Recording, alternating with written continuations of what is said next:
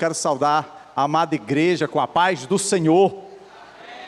E a você que está aí nos acompanhando através do YouTube, que a bênção do Senhor também chegue à sua vida, ao seu lar, em nome de Jesus. Queridos, em 31 de outubro desse ano, a Igreja Evangélica comemorou 505 anos da Reforma Protestante, quando em 1517, Martinho Lutero, um monge católico, postou 95 teses contra as práticas da Igreja Católica Romana de sua época. Mas não apenas Lutero foi um reformador. João Calvino, John Knox, Zwinglio e outros protestaram contra os ensinamentos e práticas da Igreja Católica naqueles dias. A Reforma Protestante procurou trazer o cristianismo de volta ao ensino bíblico, recuperando um ensino que estava distorcido do Evangelho.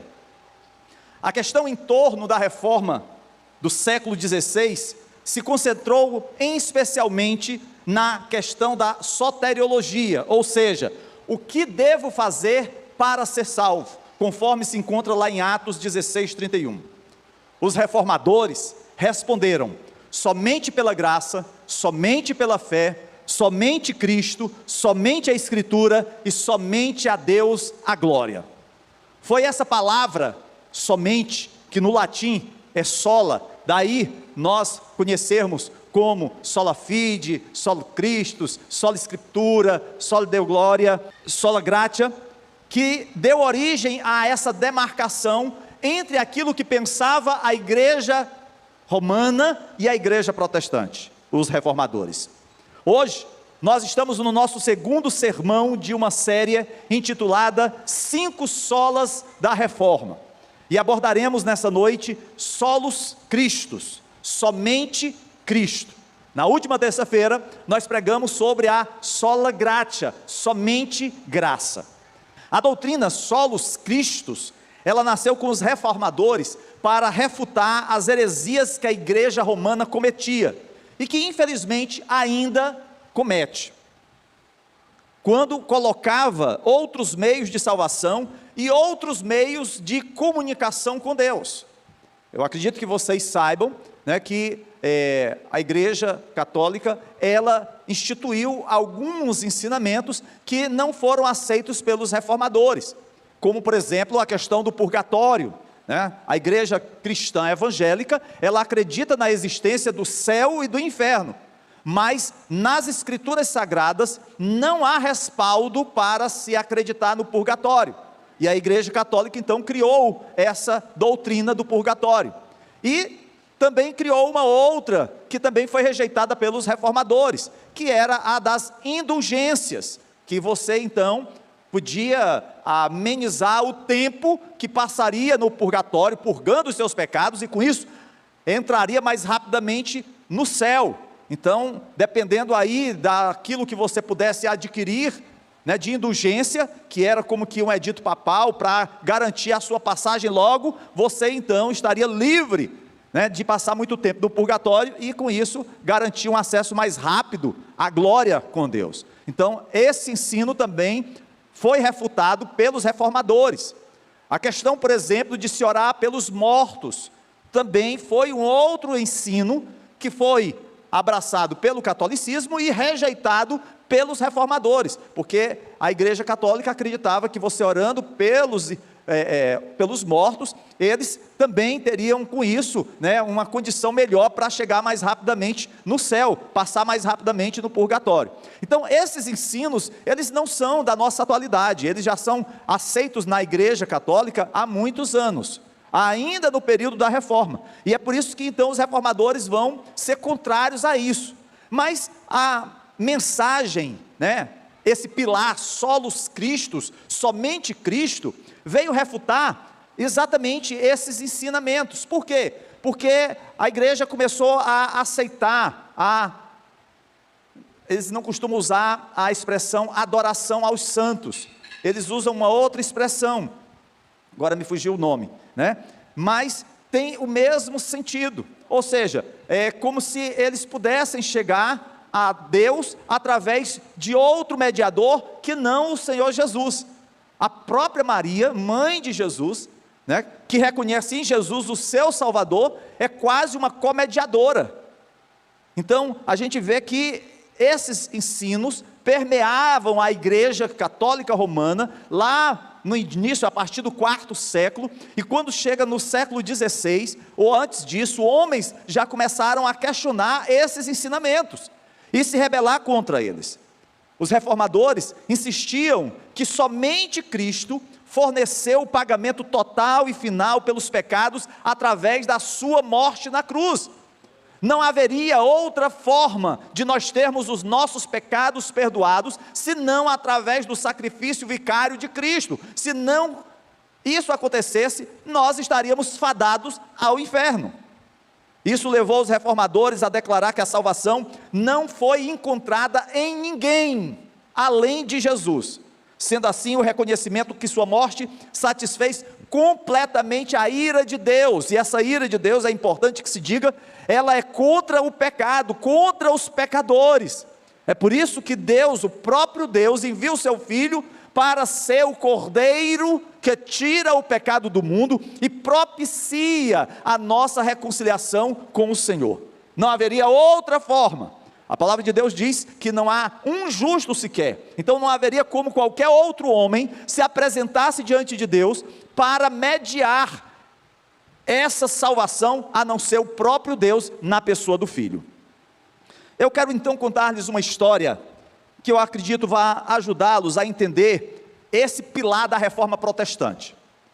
Rowland Taylor foi um reformador que viveu na Inglaterra no século XVI, quando reinava a rainha católica Maria, chamada de a Sanguinária.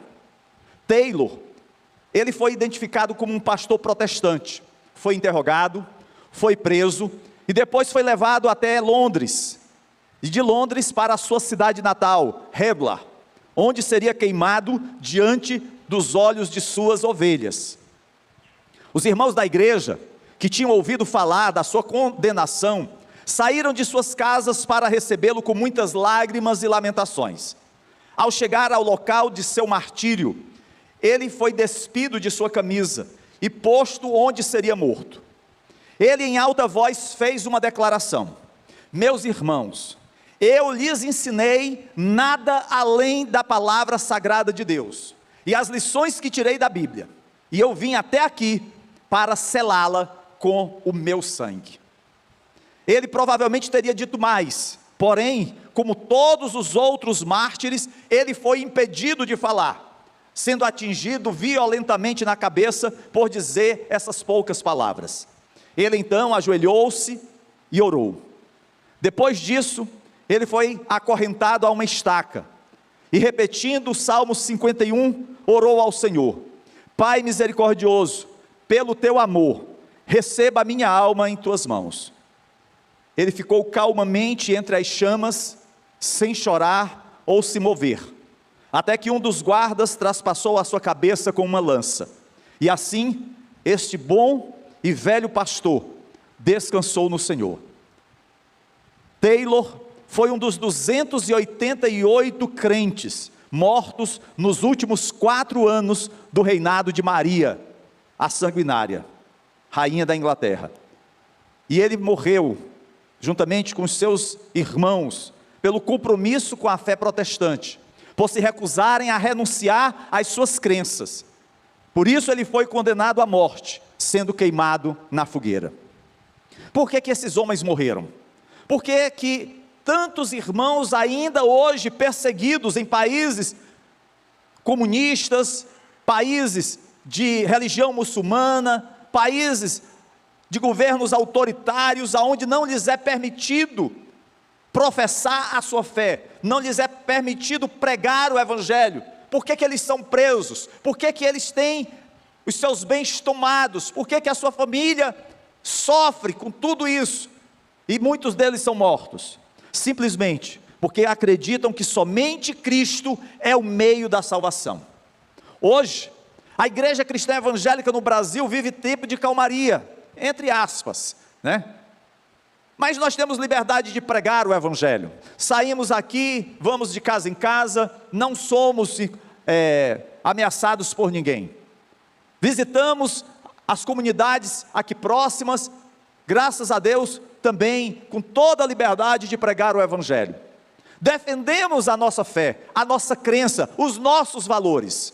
Porém, a gente percebe claramente que a defesa de somente Cristo se torna algo cada vez mais difícil no próprio meio cristão, porque são tantos os falsos ensinamentos, são tantas as mentiras que circulam no meio evangélico, que algumas pessoas acabam enveredando por caminhos tortuosos, achando que não apenas é Cristo responsável pela salvação, que é necessário, por exemplo, guardar o sábado, ou que é necessário adquirir as pedrinhas do Rio Jordão, ou quem sabe, o óleo ungido de Israel.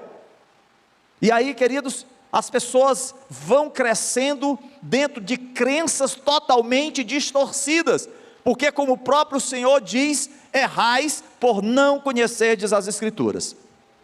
Martinho Lutero e outros reformadores perceberam que o elaborado sistema de obras da igreja romana obscurecia a pessoa e a obra de Cristo. Lutero argumentou que o papado, por meio desse sistema sacramental, usurpou as prerrogativas de Cristo, tornando-se dispensador da graça de Deus.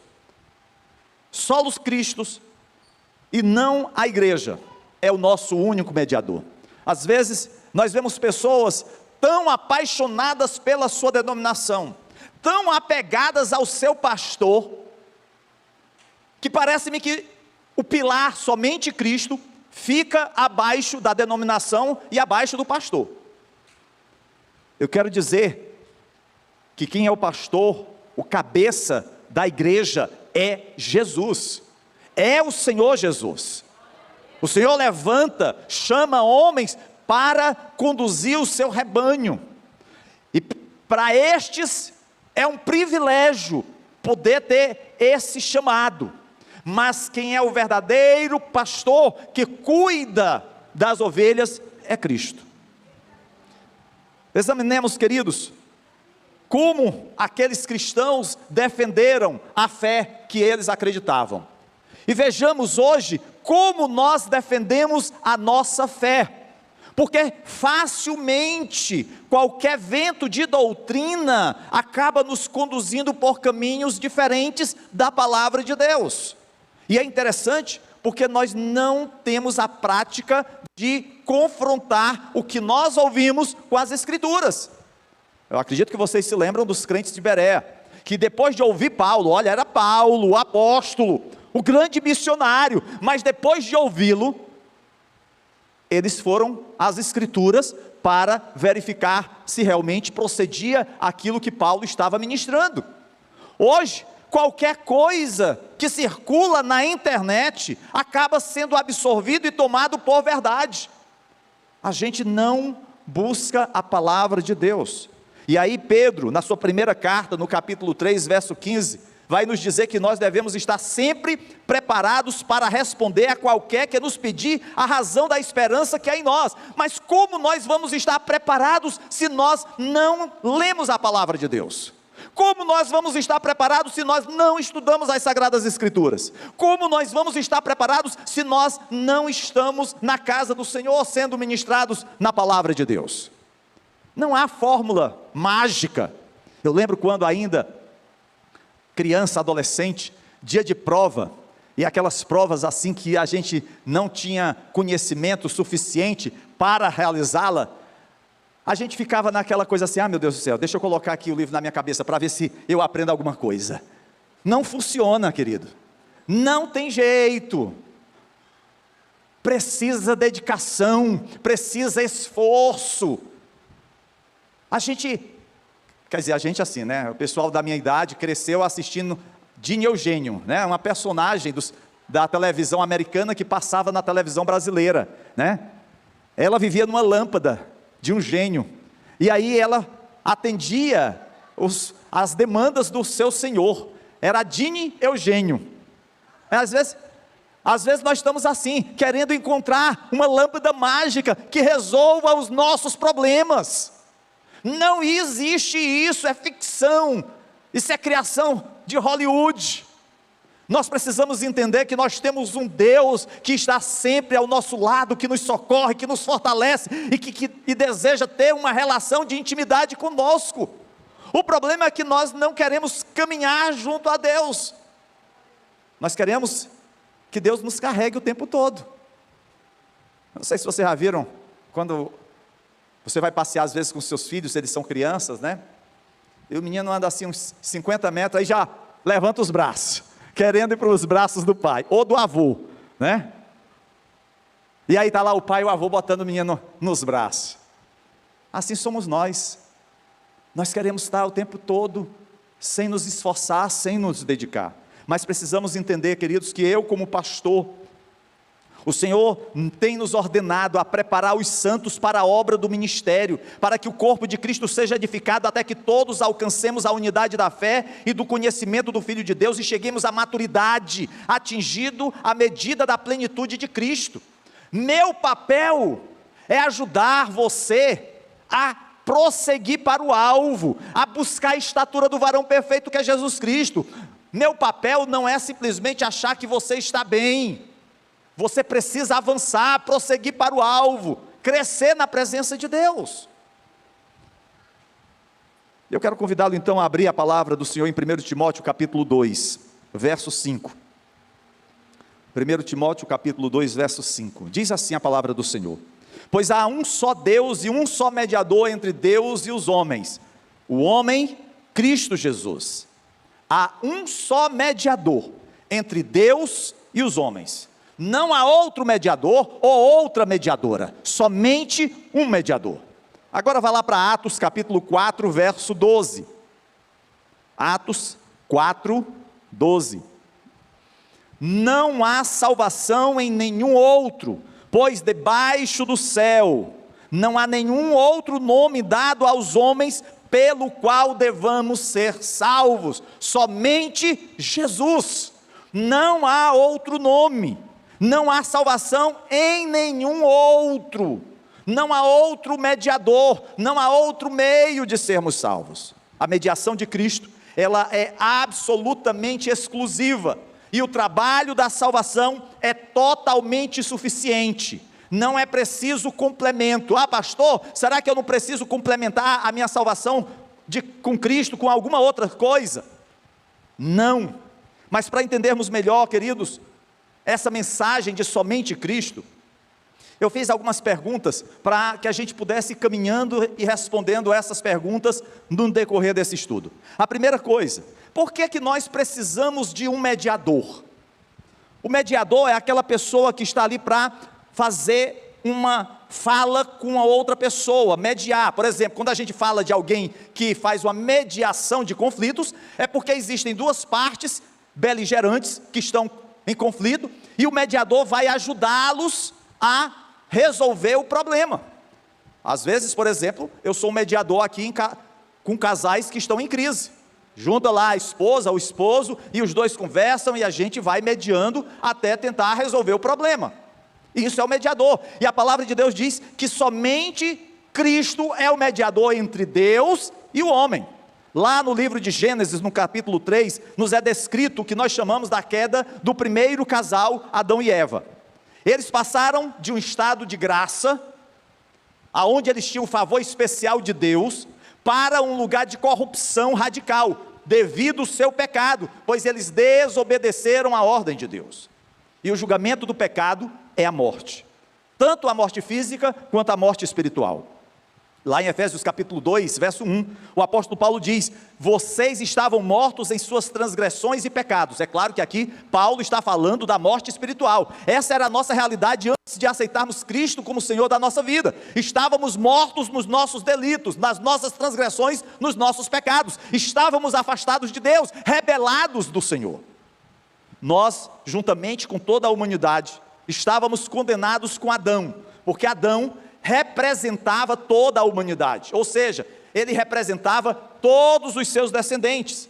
Quando ele caiu, também nós caímos. É por isso que lá em Romanos capítulo 5, verso 12, a palavra do Senhor diz: portanto, da mesma forma como o pecado entrou no mundo por um homem, e pelo pecado a morte, assim também a morte veio a todos os homens, porque todos pecaram.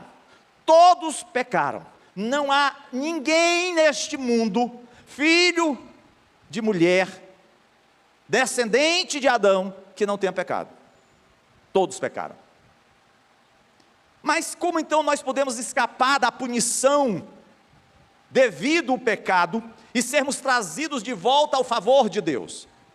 E aí, queridos, é importante que se diga que para satisfazer a justiça de Deus, o próprio Deus, por sua misericórdia, nos reconciliou consigo mesmo e nos livrou do pecado e da punição por um Redentor, que é Cristo Jesus. Como não havia nenhum justo sequer, como o sangue dos animais não poderia mediar essa reconciliação com Deus, o próprio Deus envia o seu Filho. É por isso que lá em Isaías, capítulo 53, versos 10 e 11, nos é dito: contudo foi da vontade do Senhor esmagá-lo e fazê-lo sofrer. E embora o Senhor faça da vida dele uma oferta pela culpa, ele verá sua prole e prolongará seus dias, e a vontade do Senhor prosperará em sua mão. Depois do sofrimento de sua alma, ele verá a luz e ficará satisfeito. Pelo seu conhecimento, meu servo justo justificará a muitos e levará a iniquidade deles.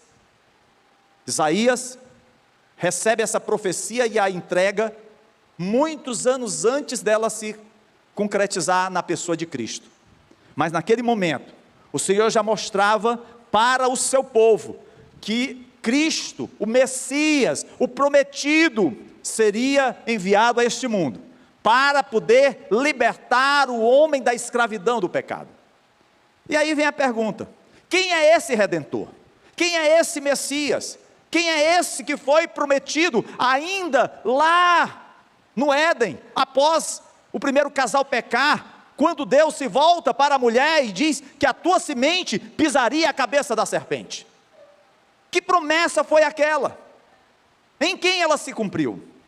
Queridos, lá em 1 Timóteo capítulo 2, verso 5 diz: pois há um só Deus e um só mediador entre Deus e os homens, o homem Cristo Jesus. O único Redentor é o Senhor Jesus, o eterno Filho de Deus, em quem se tornou homem e suportou a pena pelo pecado. E aqui, queridos, o solo Cristo é muito importante, porque infelizmente, no passado, a igreja romana, quando instituiu, lembrei da palavra, a veneração aos santos, né? Porque eles fazem uma diferença entre veneração e adoração. Porém, a palavra de Deus diz que Deus não divide a sua glória com ninguém. Toda glória, é por isso que um dos pilares da reforma é também: só lhe deu glória, somente a Deus glória. A glória de Deus Ele não divide com ninguém.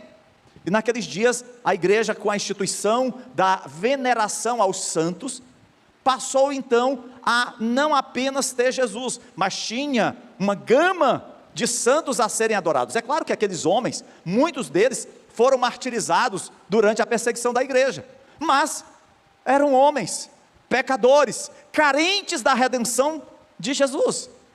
Hoje, nós vivemos dias diferentes. A igreja católica continua venerando, adorando os santos, é bem verdade, mas no nosso meio cristão evangélico, nós também temos alvos da nossa adoração. A teologia da prosperidade adora o dinheiro. Ah, pastor, eu estava certo que eu podia, fazer aí uma corrente de 7 dias de oração, para eu poder receber meu carro do ano. Pode fazer, mas pague a conta depois, não vá chegar lá, eu lembro bem que tinha uns irmãos, um tempo atrás, que iam nas concessionárias, e aí chegava, passava assim a mão no carro: esse é meu, esse é meu, esse é meu. Aí o vendedor chegava: está pretendendo comprar? Comprar não, vou ganhar. Queridos, às vezes a gente coloca outras coisas na nossa adoração, que não apenas Cristo. A gente começa a adorar o dinheiro. Não estou dizendo com isso, não estou aqui fazendo apologia, à pobreza, eu estou dizendo que nós precisamos realmente ganhar o nosso pão de cada dia, com esforço, e fazer isso de forma correta. Agora, nós não podemos ficar refém do dinheiro. Eu tinha uma amiga, há muitos anos atrás, ela todo o dinheiro que ela recebia, ela comprava dólar. Aí quando chegava na sexta-feira, ela pegava algumas notas, não todas, aí ela levava para o trabalho. Aí ela ficava assim, se abanando com as notas de dólar. Aí dizia assim, essa daqui é a Chiquinha, essa daqui é a Mariazinha. Ela dava nome àquelas notas, ela conhecia pelos nomes. Eu ficava achando aquilo um tanto quanto esquisito, mas infelizmente tem pessoas que são assim, são apegadas aos bens materiais. Então a gente precisa ter muito cuidado para saber quem é o nosso Deus, a quem nós verdadeiramente estamos servindo. Às vezes é a família, às vezes é o marido. A pessoa adora o marido, e aí quando acontece um problema qualquer, que envolve, por exemplo, traição, o mundo desaba, a pessoa já não vem mais para a igreja, porque o meu mundo acabou. O mundo girava em torno do marido, ou da esposa, ou dos filhos. Pelo contrário, aí é que tem que vir para a igreja mesmo, para clamar a misericórdia de Deus, para que o Senhor possa trazer juízo ao coração daquele que está rebelde dos caminhos de Deus. Por que o Redentor deve ser um homem verdadeiramente humano? Porque tendo a natureza humana, ele poderia obedecer perfeitamente toda a lei e sofrer a punição pelo pecado do homem. É isso que nós observamos lá em Hebreus 2,17, por essa razão era necessário que ele, Jesus, se tornasse semelhante a seus irmãos em todos os aspectos, para se tornar sumo sacerdote misericordioso e fiel com relação a Deus, e fazer propiciação pelos pecados do povo. O Senhor Jesus se fez homem, ele sentiu fome, ele sentiu cansaço, ele padeceu pela tristeza dos outros, ele sentiu as mesmas coisas que nós, mas sem pecar. Pelo contrário, ele levou sobre si os teus e os meus pecados. Lá em Atos 2,24, a palavra de Deus diz que se ele por um lado era totalmente humano, ele também era totalmente Deus. Diz lá em Atos 2,24, mas Deus o ressuscitou dos mortos, rompendo os laços da morte, porque era impossível que a morte o retivesse. A natureza divina em Jesus, ela é plenamente vista, como era plenamente vista a sua natureza humana.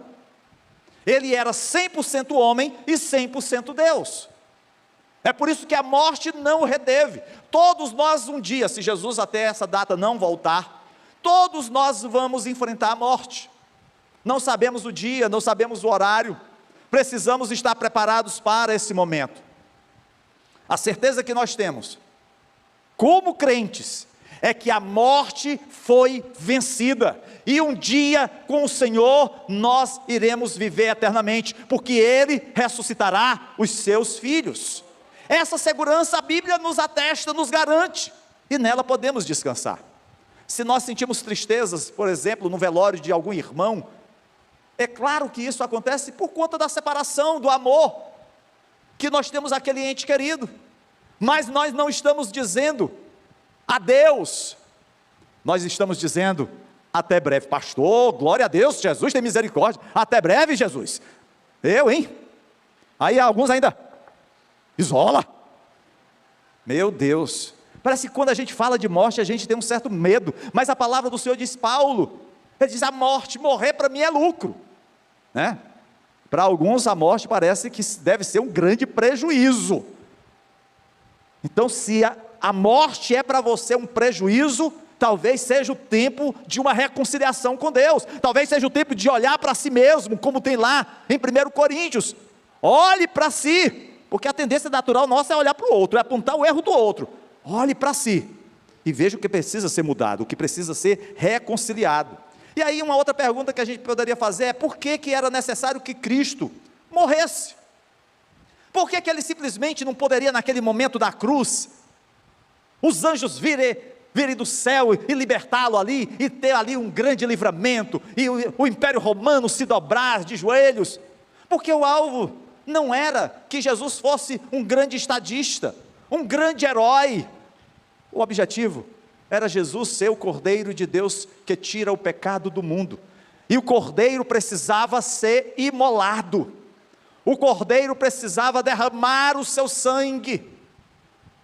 A morte, queridos, é a punição para o pecado, e Cristo morreu voluntariamente no seu lugar e no meu lugar. Se Ele não tivesse morrido, nós estaríamos condenados ao inferno, mas porque Ele morreu, porque Ele ressuscitou, porque Ele vive, como diz o hino que cantamos, eu posso crer no amanhã. eu posso crer no amanhã. Colossenses capítulo 1, versos 21 e 22 diz: antes vocês estavam separados de Deus em suas mentes, vocês eram inimigos por causa do mau procedimento de vocês, mas agora Ele os reconciliou pelo corpo físico de Cristo, mediante a morte, para apresentá-los diante dEle santos, inculpáveis e livres de qualquer acusação. Tem irmãos que às vezes ficam preocupados quando vêm para o círculo de oração aqui às quartas-feiras, 3 horas da tarde, ou então às quintas-feiras, às 19h30, ou na consagração de domingo, às 8 horas da manhã. Pastor, não vou não, pastor, porque vai que Deus revela alguma coisa. Meu irmão, se você já se arrependeu, se você já abandonou, isso foi lançado no mar do esquecimento, o Senhor não se lembra mais. Pastor, mas a minha mulher lembra. Aí é entre você e ela, se reconcilie com ela, né? Já foi apagado, a escrita foi paga. O problema é que a gente vive refém de um sentimento de culpa, porque o próprio Satanás fica nos incutindo, né? Ei, tu está te lembrando aquilo que tu fez? Eu não lembro mais. Cristo já me perdoou. Eu sou uma nova criatura. Meus pecados foram perdoados. Na cruz Ele morreu para levar sobre si a minha iniquidade. Por que eu vou me lembrar disso? Isso não me pertence. É claro que nós vamos pecar. Somos pecadores. Redimidos, é bem verdade. Regenerados. Porém, queridos, a palavra de Deus diz que o Senhor levou todos os nossos pecados. Então, quando nós pecarmos, lembremos-nos do que está escrito lá na primeira carta de João, que nós temos um advogado junto ao Pai, e esse é Jesus, é Ele que advoga a nossa causa. E como tem lá em Romanos capítulo 10, verso 9 e 10, se confessarmos os nossos pecados, Ele é fiel e justo para nos perdoar os pecados e nos purificar de toda injustiça. Lá em 2 Coríntios 5, 21 diz que Deus tornou pecado por nós aquele que não tinha pecado, para que nele nos tornássemos justiça de Deus. Hoje, você é declarado justo, você foi justificado, você foi alcançado pelo perdão de Deus, não pelos seus méritos, não pelos seus bonitos olhos, você foi alcançado porque Cristo morreu no teu lugar. Mas hoje, a sua vida, a sua caminhada com Cristo é um processo de transformação. A cada dia o Senhor está nos transformando, está removendo aquilo que não agrada ao seu espírito. E aí nós precisamos estar lutando contra a carne, porque a carne milita contra o espírito. O diabo vai procurar destruir a sua vida. O mundo vai querer trazer coisas à sua mente. Mas você precisa permanecer firme nos caminhos do Senhor. É por isso que a palavra de Deus diz: sede santo como eu sou santo. A santidade, sem a qual ninguém verá o Senhor, é algo que todos nós devemos continuamente buscar, insistentemente desejar. Essa coisa de berço esplêndido só funciona para recém-nascido ou para o hino nacional. Nós não devemos viver em berço esplêndido, nós devemos viver no campo de batalha, continuamente lançando sobre ele todo o nosso medo, toda a nossa dúvida, e avançando contra o inimigo. Todas as pessoas, assim como foram perdidas através de Adão, são salvas através de Cristo? Não. Apenas aqueles que são escolhidos por Deus e que confessam Cristo como Senhor e Salvador de sua vida, serão salvos. É por isso que lá em Mateus capítulo 20, verso 16, diz que muitos são chamados, mas poucos escolhidos. E lá em João 3,16 diz: porque Deus amou tanto o mundo, que deu o seu Filho unigênito, para que todo aquele que nele crê não pereça, mas tenha a vida eterna. Ou seja, é a soberania de Deus e a responsabilidade do homem. É saber que o agir é do Senhor, e até mesmo a nossa fé, como tem lá em Romanos, é um dom de Deus, é um presente de Deus, não é mérito nosso, não é nosso esforço, é Deus agindo através do seu Espírito Santo na nossa vida. Queridos, como nós podemos ser salvos? Solos Cristos, somente Cristo, não há outro mediador, não há outro nome em que haja salvação, a não ser em Jesus Cristo. Talvez você já tenha recebido a visita de alguns amigos de Jeová, né? Com as suas revistinhas. Eles não aceitam que Jesus é o Filho de Deus. Jesus é um profeta, um grande homem, Filho de Deus não. Porém nós, que conhecemos a verdade, sabemos que Jesus é o Filho de Deus que tira o pecado do mundo. Somente Ele é o nosso Redentor. É por isso que, se nós nos apegarmos à verdade, de confessarmos com a nossa boca que Jesus é o Senhor, e crermos em nosso coração que Deus o ressuscitou dentre os mortos, nós seremos salvos, pois com o coração se crê para a justiça, e com a boca se confessa para a salvação.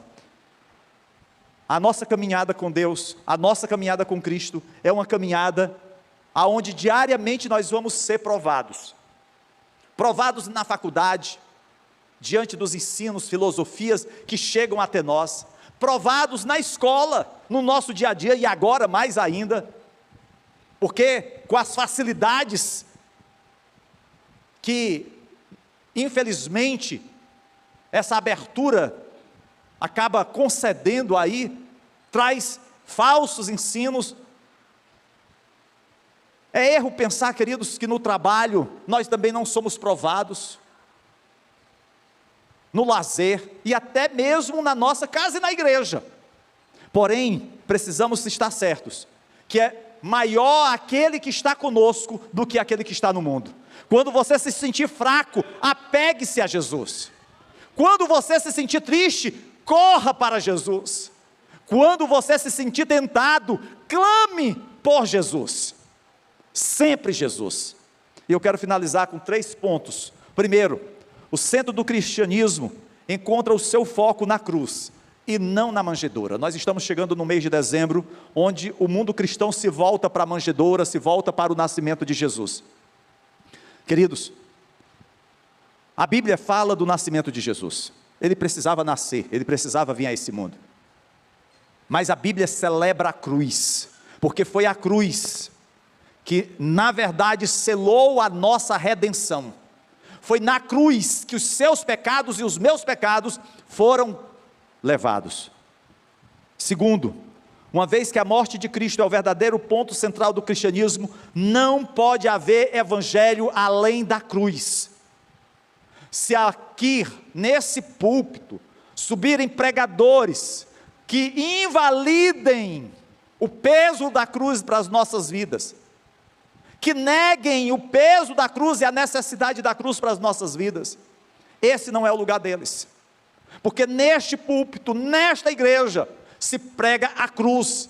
E aqui a cruz eu não falo simplesmente um objeto de madeira, ao qual nós possamos carregar no peito, não, a cruz como símbolo daquilo que foi feito por Cristo na cruz do Calvário, a sua morte e a sua redenção. E por último, assim como não pode haver evangelho além da obra de Cristo na cruz, não pode haver vida cristã sem a cruz. Por que nós, todos os meses, celebramos a ceia do Senhor? Esse último domingo fizemos isso, para trazer à nossa memória aquele que nos traz esperança. Na ceia, nós falamos do pão, representando o corpo de Cristo, o corpo que sofreu as chicotadas, o corpo que teve as dores, o constrangimento de estar ali em via pública, tudo aquilo ele sofreu, para que nós tivéssemos vida. O sangue representado pelo fruto da vide, para que nós pudéssemos nos lembrar que ele derramou o seu sangue, a nova aliança que ele celebra com cada um de nós. Eu sei que é muito bom nós falarmos do Natal, vem logo presente, Papai Noel, fale em Papai Noel não, por favor, vem logo coisas boas, saborosas, é momento de confraternização com a família, com os amigos, tudo é muito bom. E ainda aqueles que pegam, fazem uma arvorezinha, né?